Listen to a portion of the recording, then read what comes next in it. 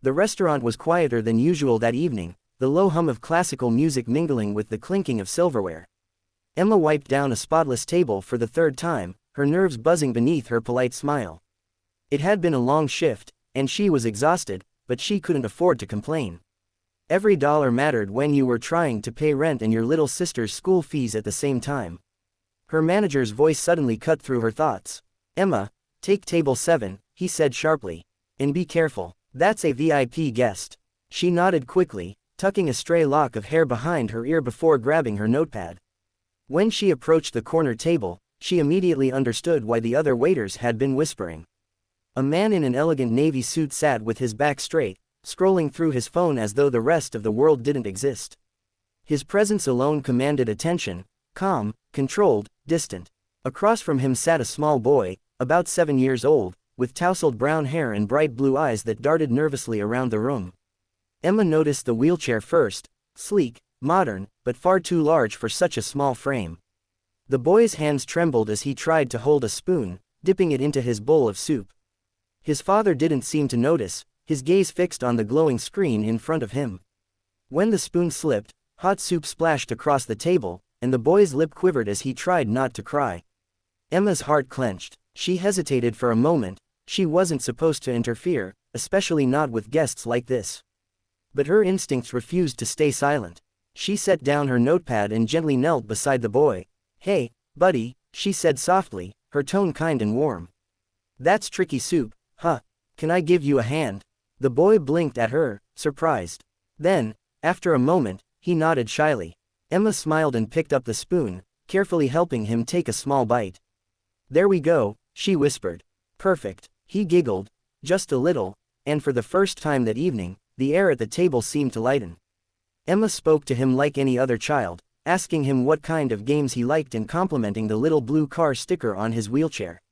The boy responded in halting words, his speech slightly slurred but full of effort. She listened patiently, encouraging him, making sure he felt seen. From across the table, the man had finally put down his phone. His sharp eyes observed the scene, the young waitress, her apron slightly stained, leaning in with pure sincerity as she fed his disabled son. He didn't say a word, but something shifted in his expression. It wasn't anger or irritation, it was confusion, maybe even pain. He couldn't remember the last time someone had looked at Ethan like that. Not with pity, not with medical concern, but with genuine kindness. When the meal ended, Emma carefully cleaned the table, helping Ethan wipe his hands. "You did a great job," she said cheerfully. "I think you're getting stronger every day." The boy smiled up at her, his face glowing with pride. Mr. Harris, still silent, pulled out his wallet, placed a few bills on the table, and stood. "We'll be back," he said flatly, his deep voice calm but unreadable. Then he turned and walked out, guiding his son's wheelchair toward the door. Emma stood there, confused. She half expected to be scolded, maybe even fired, for crossing a line. But as she watched the boy glance back and wave at her with a small, trembling hand, she smiled through the exhaustion. No matter what happened next, that moment of kindness had been worth everything. The next morning, the restaurant felt unusually tense. Emma had barely clocked in when her manager, Mr. Dalton, appeared by the kitchen door, arms crossed and expression hard. "Emma, my office, now." Her stomach twisted into knots. "This is it," she thought miserably. "He's going to fire me for talking to that man's son."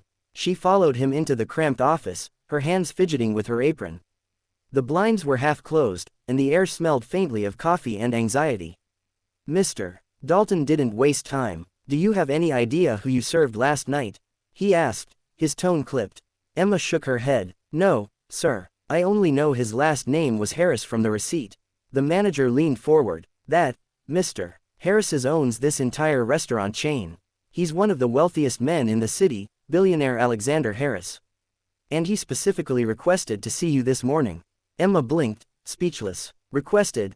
Me?" Mr. Dalton nodded grimly. "Yes. He's waiting in the private dining suite. And Emma, for your sake, try not to say anything stupid. He's a man who doesn't like wasting his time." Her legs felt weak as she walked down the hall toward the elegant double doors. Every step echoed in her chest like a heartbeat. When she entered the room, she saw him immediately, the same imposing man from the night before, perfectly dressed in a dark tailored suit, his posture straight and commanding. But this time, he wasn't looking at his phone. His eyes were on her. Beside him sat Ethan, his little hands folded neatly on the table, a smile spreading across his face when he saw her. "Hi, Miss Emma," he said shyly. Her tension melted a little. "Hi, Ethan, you look happy today." Alexander Harris gestured toward the seat opposite him. "Sit down, Miss Emma Collins," she said softly, taking the seat. "Emma," he repeated, as if testing the name. "You helped my son last night. Most people don't do that. In fact, most people can't handle being around him for long." Emma frowned, surprised by the bitterness in his voice. "He's a child, Mr. Harris," she replied gently. "He just needed a little help, and a little kindness." The billionaire's gaze lingered on her, studying her face for signs of flattery or self-interest. There were none, just honesty. That caught him off guard. For years, people had treated him with rehearsed politeness, not compassion. "Ethan has cerebral palsy," he said after a moment, his voice quieter. "He struggles with coordination. Since my wife passed, it's been difficult. I've hired nurses, therapists, and special aides, but none of them connect with him the way you did. Last night was the first time in months I saw him laugh." Emma's heart ached at the words. "He's a wonderful boy," she said softly, smiling at Ethan. "He just needs someone to believe in him." For a long moment, Alexander said nothing. The air felt heavy, then finally, he leaned forward slightly. "Would you consider spending more time with him?" he asked. "Not as a waitress, as his personal caretaker." Emma's eyes widened. "Me? But, Mr. Harris, I don't have medical training. He raised a hand. "You have what matters most. Patience, compassion. Ethan needs that more than anything." She hesitated, her mind spinning. The offer felt unreal. "I don't know if I'm qualified." Alexander smiled faintly for the first time. "Miss Collins, qualifications can be learned. Kindness cannot." Ethan looked at her, hopeful eyes wide. "Please, Miss Emma, I like being with you." Emma's throat tightened. She nodded slowly. "All right, Ethan, I'd be honored." As she stood to leave, Alexander's voice stopped her. "Starting today, you're no longer a waitress here. Report to my residence tomorrow morning. My driver will pick you up at 9. Emma left the room with trembling hands and a heart full of disbelief.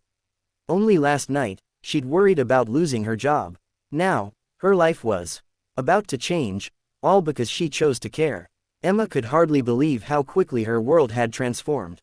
One day she was serving tables for tips, and the next, she was walking through the towering glass gates of the Harris estate, a mansion that looked more like a palace than a home. The gravel path wound through perfectly trimmed gardens, fountains glimmered in the sunlight, and white roses framed the grand front doors. Yet, despite its beauty, the place felt strangely cold, as if laughter hadn't lived there in a long time. When Emma stepped inside, she was greeted by silence, and by a line of staff members who looked at her with mild curiosity. The butler, Mr. Graham, showed her to Ethan's playroom, where the boy sat in his wheelchair near the window, painting with careful strokes. His face lit up the moment he saw her. "Miss Emma," he called, waving with his little hand. Her heart melted. "Hi, champ, that's a beautiful painting," she said, kneeling beside him. The picture was of a garden filled with flowers and a big, bright sun. "It's our garden," Ethan explained proudly. "I want Daddy to come outside with me one day." That simple wish tugged at Emma's heart. Over the next few weeks, she dedicated herself completely to Ethan. They read storybooks, played simple games to improve his coordination, and painted together almost every afternoon. She taught him to grip his spoon properly, cheering for every small victory. "You did it," she'd exclaim, clapping, and Ethan's smile would light up the room like a sunrise. Slowly, Emma noticed a change in the house. The staff, once stiff and formal, began to smile when they passed by. Laughter started echoing faintly down the halls. Even Mr. Harris, who had always kept his distance, began appearing more often, sometimes watching quietly from the doorway as Ethan laughed with her. One afternoon, as the golden light spilled through the curtains, Emma helped Ethan balance on his legs for a few seconds. He was shaking but determined. "You've got this," she whispered, holding his hand steady. When he managed to stand without help for 3 seconds, she gasped and hugged him tightly.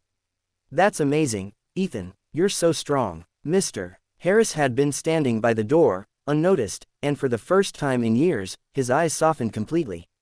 He approached slowly. You've done more for him in a few weeks than anyone else has in years, he said, his voice low and sincere. Emma smiled shyly. He just needed someone to believe in him, she replied. And someone to be patient. He nodded, his gaze falling to his son. You remind me of my wife, he admitted quietly. She had that same light, that same kindness. His words carried a weight that made Emma's heart ache. It was clear how much pain he had buried beneath his polished exterior. As the days passed, their interactions grew warmer, more human. Sometimes they'd share coffee in the morning, talking about Ethan's progress or about life in general. Emma discovered that behind the billionaire's calm mask was a man who had once been kind and hopeful, but who'd shut himself off after tragedy.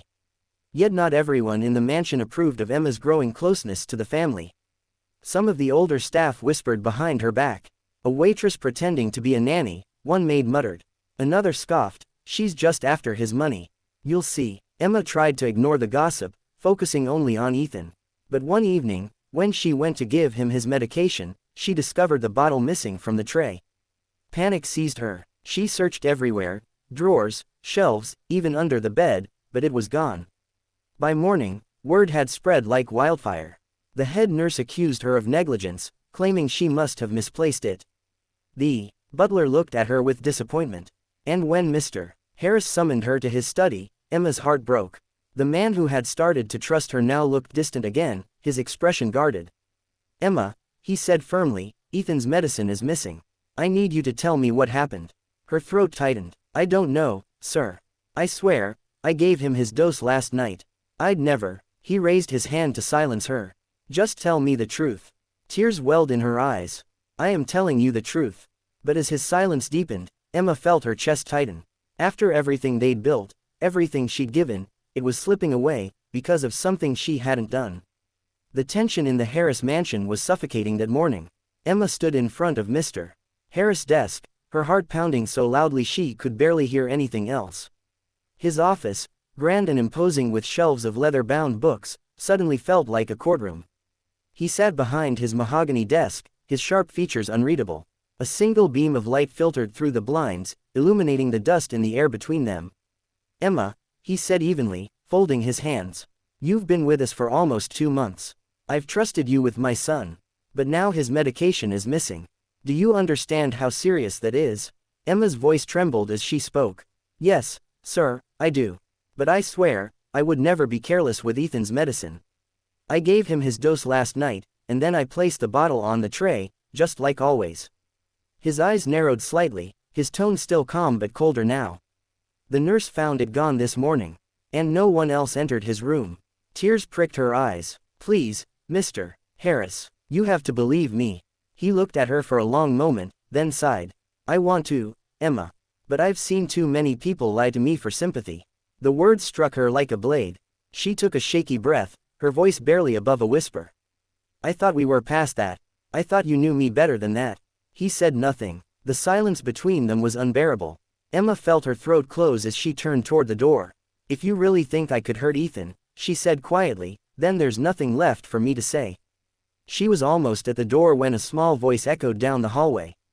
Daddy. The office door burst open, and Ethan wheeled himself inside, clutching something in his hands, a small plastic bottle. I have it, he said proudly. I took my medicine bottle last night. I wanted to show Miss Emma my secret hiding spot. Emma froze. Mr. Harris' head snapped toward his son. Ethan rolled forward, beaming innocently. I hid it behind my books. I wanted to show her later but forgot. For a moment, no one spoke. The realization hit Mr. Harris like thunder. His shoulders sagged as guilt washed over his face. Ethan, he whispered, rubbing his temple. Then his gaze turned to Emma, full of remorse. You told the truth. Emma's eyes shimmered, her breath shaky. I would never lie about him. Mr. Harris rose from behind the desk, his tone softening completely. Emma, I owe you an apology. A very deep one. I let my fears cloud my judgment. She shook her head gently. You were just protecting your son. I understand. But the pain in his eyes said he didn't understand, not really. He stepped closer, his voice low. No, you don't. You've brought life back into this house. You've given Ethan joy, and me hope. I almost ruined that because I still don't know how to trust. Emma smiled faintly through her tears.